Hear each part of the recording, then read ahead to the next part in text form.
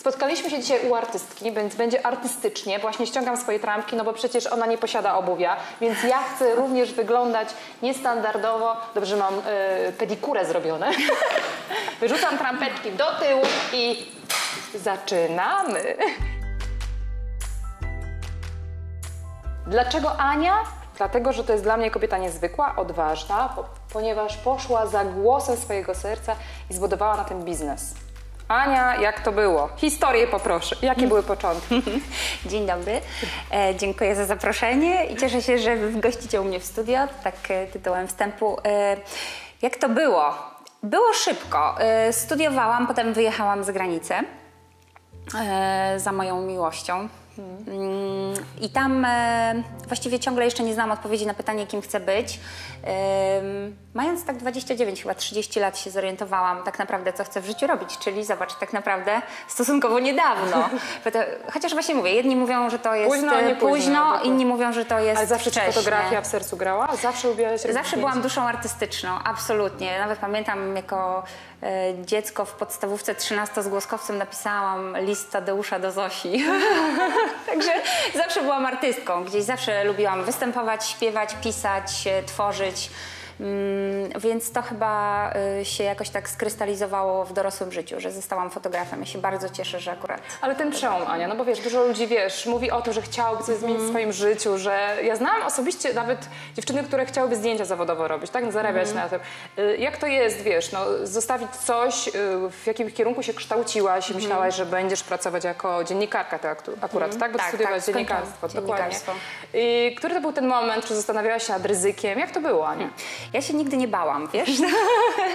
To było chyba fajne i to mnie uratowało, ponieważ tutaj strach, ja sądzę, że najbardziej blokującym takim elementem jest strach właśnie, że dziewczyny boją się zostawić albo etaty, albo jakieś takie poczucie, albo facetów, tak, takie poczucie bezpieczeństwa, ponieważ bycie freelancerem, tak jak ja zaczynałam i byłam freelancerem, wiąże się absolutnie, wiesz co, Iza, z ryzykiem. Z ryzykiem, z niepewnością, tam nie ma nic stałego. Nic pewnego. Nic stałego. Nie jesteś w stanie przewidzieć tygodnia, jak będzie wyglądał, więc tutaj trzeba być naprawdę odważnym. Ale jak pozyskiwałaś na początek tych klientów? Dużo robiłam sesji znajomym, albo bezpłatnie, albo barterem, później już barterem i to tak stopniowo gdzieś ludzie obdarzali mnie zaufaniem i to jakoś tak łańcuszkiem szło. Tak. I powiem Ci, że tutaj nie ma drogi na skróty, bo ja się zastanawiałam nad jakąś receptą, 3 kroki. No, 6 kroków do sukcesu. Tak, 3 kroki, 3 sposoby, 10 kroków. To trzeba zrobić bardzo wiele kroków. I z tym się muszą osoby liczyć, które chcą jakby pójść tą drogą freelancerki.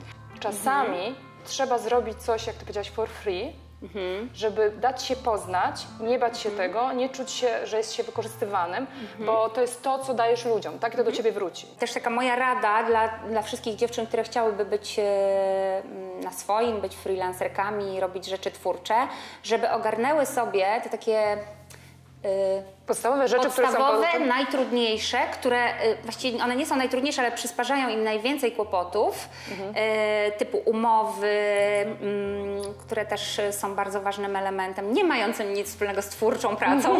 No właśnie, bo dziewczyny często, mam wrażenie, że nie zdają sobie sprawy z tego, jak się powinny do tego przygotować. Czy ciebie coś zaskoczyło tak niepozytywnie, coś, czym się byś chciała podzielić tutaj z oglądającymi? Co takiego musi ta dziewczyna zrobić?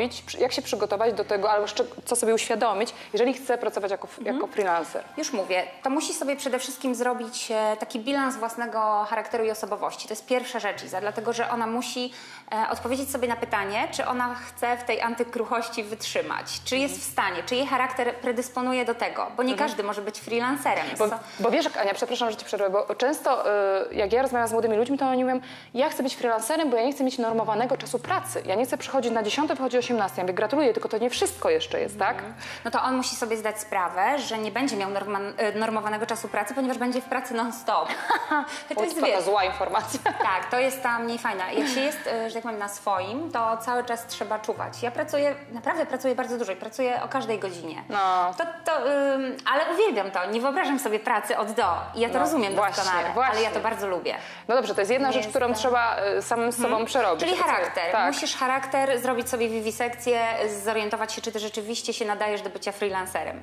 Nawet jak jesteś bardzo twórcza, a uwielbiasz stabilizację, boisz się niepewności, no to raczej nie proponuję tego typu, wiesz, uprawiania zawodu, bo będzie się, bo to jest stresogenne bardzo. Męczyłaś być taka osoba, tak. Więc charakter.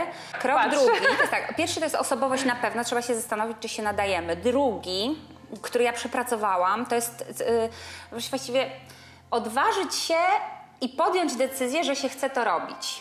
Czyli zrobić ten krok. Zrobić ten krok, że ja to robię. Jeżeli strach będzie cię paraliżował, to wróć do punktu pierwszego.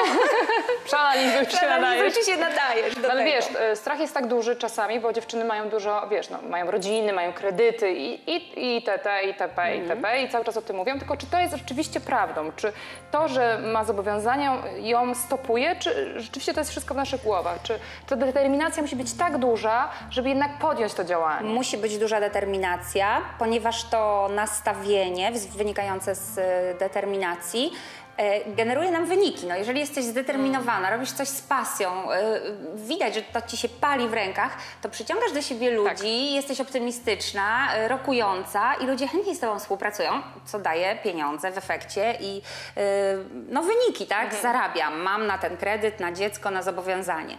Więc tutaj musi być to mocne nastawienie, determinacja, ale wiesz, co sobie myślę, że jednak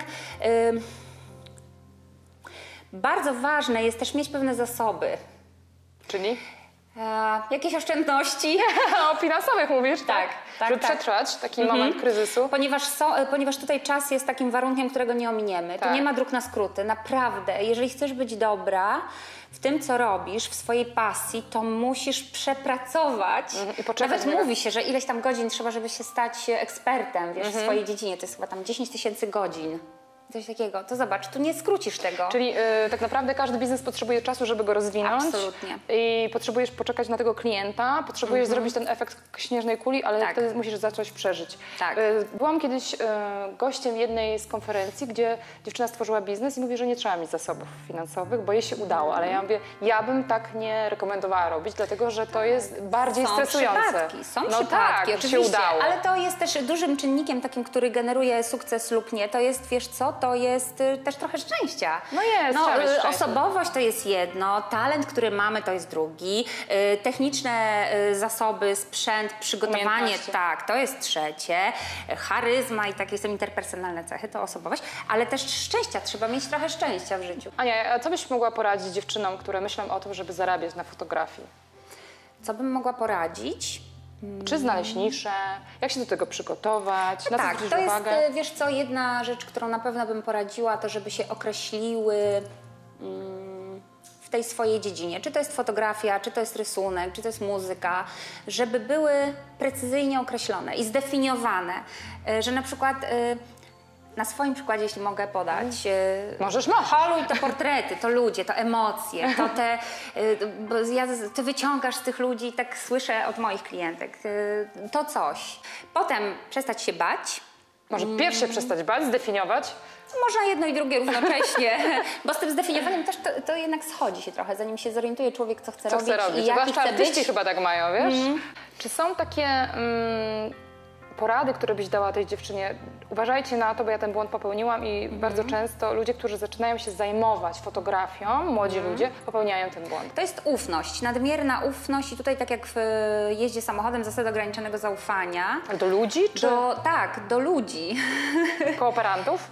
To znaczy tak, powiem tak, artysta, biznesmen to idzie w parze. Jak się chce prowadzić swoje biznesy artystyczne, to trzeba się nauczyć tego biznesu również. I to jest tak, że artysta bujający w chmurach zakłada, że wszyscy są fajni, dobrzy i na pewno uczciwi. będzie okej. Pomijają takie wątki jak na przykład umowa z klientem.